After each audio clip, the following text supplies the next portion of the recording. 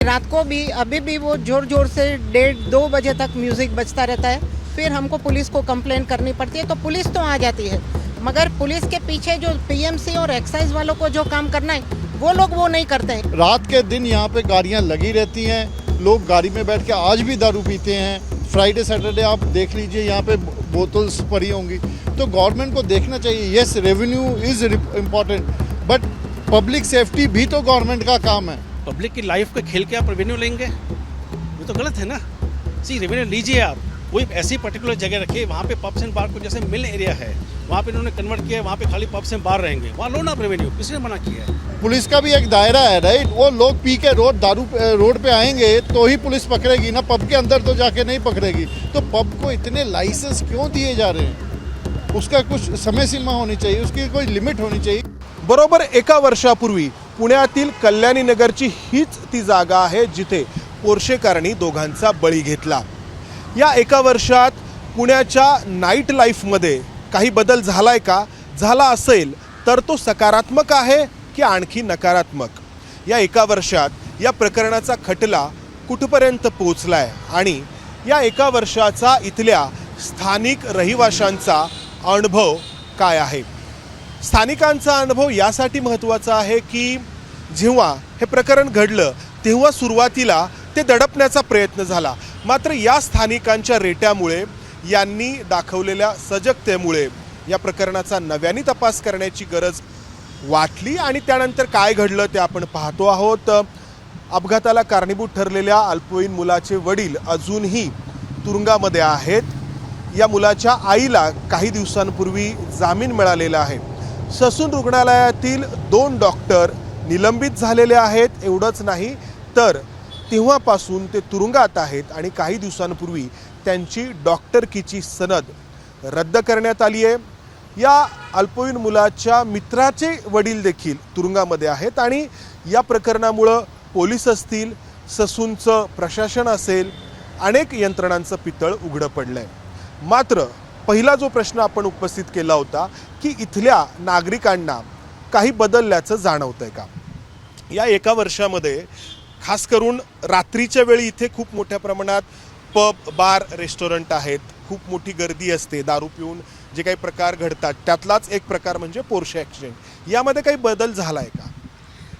CP सरांनी आपलं best केलेलं आहे। त्यांनी रेसिडेंट्सला हेल्प केलेली आहे। त्यांनी ड्रिंक अँड ड्राईव्ह चेक्स केलेले आहे। जेव्हा पण रेसिडेंट्सनी त्यांच्याकडे पब्सच्या तक्रारी दिलेल्या होत्या त्यांनी सिरियसली घेऊन ॲक्ट केलेला आहे। पण ज्या डिपार्टमेंटकडून आम्हाला सपोर्ट नाही आहे ते आहे PMC आणि एक्साईज डिपार्टमेंट।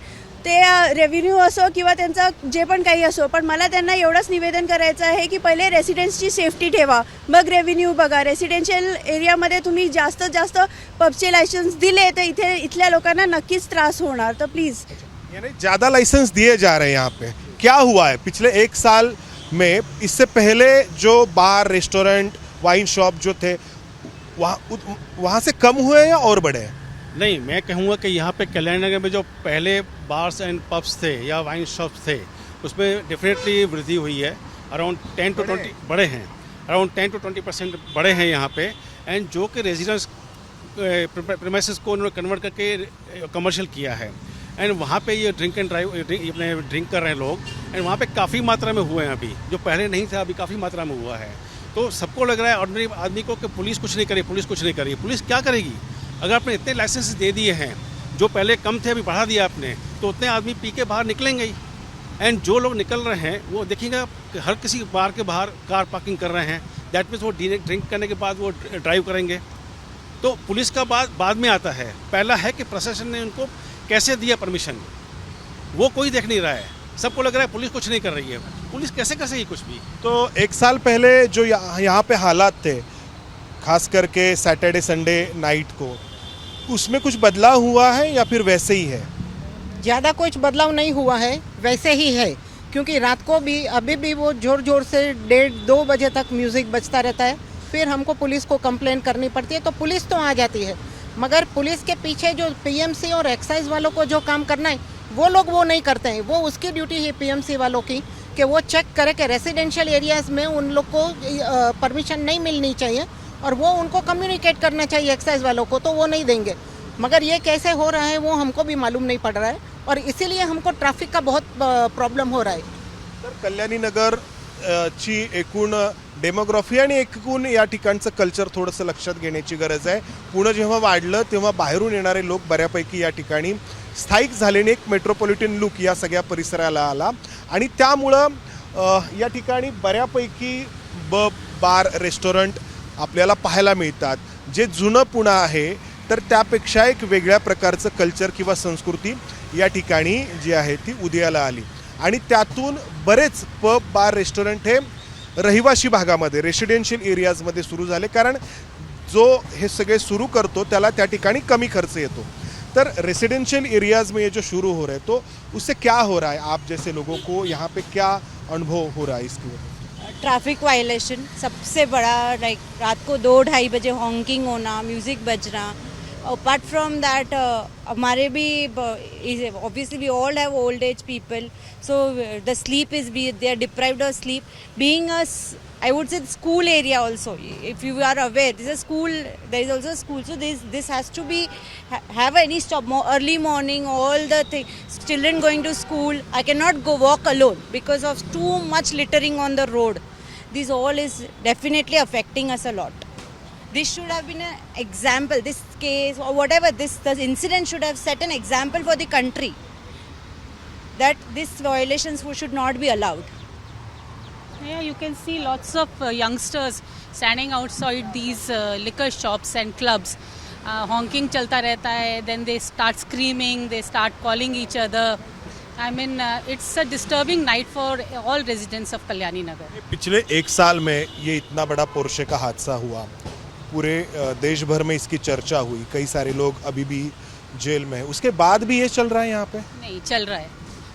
पहले क्या था कि पुलिस पेट्रोलिंग थोड़ी कम थी, तो नाउ यू कैन से कि थोड़ा उन्होंने अपना काम थोड़ा सिंसियरिटी के साथ स्टार्ट किया है, but still we are facing the same issues, same traffic violation, same screaming and shouting, और चलने का जगह नहीं होता. You can not walk on the road because of all this traffic. मुद्दा फक्त पोलिसांच्या इथल्या पेट्रोलिंगचा किंवा इथली कायदा आणि सुव्यवस्था हाताळण्याचा नाही, तर या ठिकाणी जे काही धोरण अवलंबलं जातं आहे, खास करून आपल्या उत्पादन शुल्क विभागाकडून मोठ्या प्रमाणात पब बारला परवानगी दिली जाते. आता अर्थातच यासाठीचा एक युक्तिवाद असतो की सरकारला मोठ्या प्रमाणात त्याच्यातून महसूल मिळतो. तो ये यहाँ पे आप क्या देख रहे हैं, ये जो कॉन्फ्लिक्ट है कि गवर्नमेंट को रेवेन्यू भी चाहिए और ये इस तरीके की सिचुएशन यहाँ पे? ये सही है कि गवर्नमेंट को रेवेन्यू चाहिए, पर गवर्नमेंट सिटीजन्स का भी ध्यान रखना गवर्नमेंट का ही काम है, राइट. तो अभी क्या है, यहाँ पे फ्राइडे सैटरडे संडे जो होता है, राइट, तो इस कॉलोनी के जो बच्चे हैं स्कूल जाने के लिए भी उनको अभी गाइडेंस दे के भेजना पड़ता है, राइट. रात के दिन यहाँ पे गाड़ियाँ लगी रहती हैं, लोग गाड़ी में बैठ के आज भी दारू पीते हैं. फ्राइडे सैटरडे आप देख लीजिए यहाँ पे बोतल्स पड़ी होंगी. तो गवर्नमेंट को देखना चाहिए, yes revenue is important, but public safety भी तो गवर्नमेंट का काम है. एक को प्रायोरिटी देके दूसरे को डीप्रायोरिटाइज नहीं कर सकते, दोनों को बैलेंस करना पड़ेगा. और इस बैलेंस करने के लिए पीएमसी और एक्साइज डिपार्टमेंट का बहुत बड़ा रोल है. हम लोग हमेशा पुलिस को दोष देते हैं, पुलिस कितना करेगी, पुलिस का भी एक दायरा है, राइट. वो लोग पी के रोड पे आएंगे तो ही पुलिस पकड़ेगी ना, पब के अंदर तो जाके नहीं पकड़ेगी. तो पब को इतने लाइसेंस क्यों दिए जा रहे हैं, उसका कुछ समय सीमा होनी चाहिए, उसकी कोई लिमिट होनी चाहिए कि इस एरिया में पार्किंग स्पेस नहीं है उनके पास, रोडों पे गाड़ियां लगाते हैं और फिर उनको परमिशन देते हैं. तुम्ही याबद्दल बोलता कोणाशी, म्हणजे वेगवेगळ्या ज्या अथॉरिटीज आहेत, अधिकारी आहेत, पालिकेचे असतील किंवा आपल्या उत्पादन शुल्क विभागाचे असतील? तो आपने पूछा कि क्या चेंजेस हुए हैं, हमने अथॉरिटीज़ को पूछा कि नहीं क्या चेंजेस हुए. हमारा प्रशासन से और अथॉरिटीज़ से ये क्वेश्चन है कि क्यों चेंजेस नहीं हुए. 1 साल हो गए हैं, अभी तक चेंजेस क्यों नहीं हुए. जो हिसाब से चेंज ऑफ यूज़ के लाइसेंसेस दिए हुए हैं, क्या वो हिसाब से कैपेसिटी है आपको हैंडल करना, लॉ एंड ऑर्डर मेंटेन करना? नहीं है. रूफटॉप अभी तक ऑपरेट हो रहे हैं. क्यों हो रहे हैं? रूफटॉप रेस्टॉरंट होत आहेत तिथे अजून सुरू आहे? हाँ शुरू है. तो रूफटॉप रेस्टोरेंट चल रहा है. रूफटॉप के नीचे जब कमोशन होता है तो वो रिस्पॉन्सिबिलिटी नहीं लेते हैं, उसका रिस्पॉन्सिबिलिटी कौन रहेगा. पेट्रोलिंग जो है, मैं खुद नाइट में अगर मैं 1 से 2 के बीच में निकलता हूँ तो मुझे पेट्रोलिंग इतना दिखता नहीं है। तो लॉ एंड ऑर्डर अगर आपकी कैपेसिटी है तो ही आप चेंज ऑफ यूज़ का जो लाइसेंसेज है वो आप रेसिडेंशियल में बांटिए ना। आप रेसिडेंशियल जो है वो रिस्क कर रहे हैं, आप रेसिडेंसेस की लाइफ जो है, तो ये तो गलत है। तो प्रशासन से ये सवाल है कि आप जब चेंज ऑफ यूज़ या कुछ भी करते हैं, परमिशंस देते हैं, लाइसेंस, तो कैपेसिटी रखिए लॉ एंड ऑर्डर मेंटेन करने की, खास करके रेसिडेंशियल एरिया में। Thank you.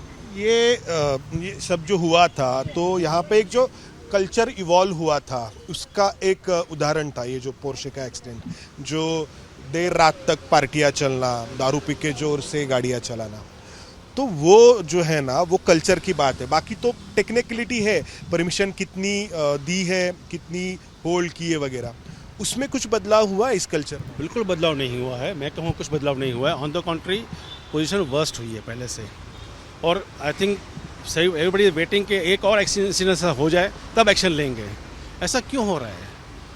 तो ये हमको बात समझ में नहीं आ रही है कि इतना सीरियस एक्सीडेंट हुआ, 2 लोगों की जान चली गई उसमें, उसके बाद भी प्रशासन इतना प्रशासन या फिर सरकार तो कहती है कि ये जो एक्साइज डिपार्टमेंट है वो उससे तो रेवेन्यू मिलता है। ये तो जी, रेवेन्यू मिलना एक अलग बात है, बट एट व्हाट कॉस्ट?